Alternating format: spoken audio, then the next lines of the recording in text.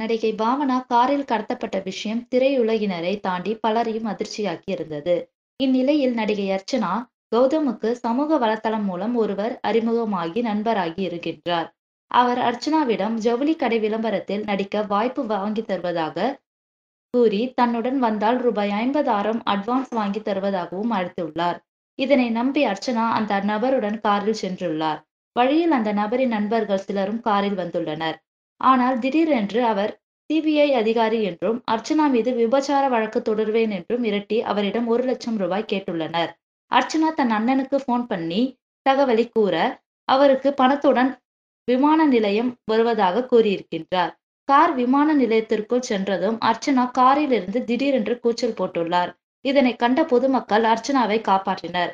உடனே காரில் இருந்தவர்கள் தப்பி ஓட ஒருவர் மட்டும் பிடிபட்டதாகவும், அவரை காவல்துறையினர் விசாரணை செய்து வருவதாகவும் கூறப்படுகிறது. மேலும் இது போன்ற சினிமா செய்திகளுக்கு லைக் மற்றும் சப்ஸ்கிரைப் செய்யவும்.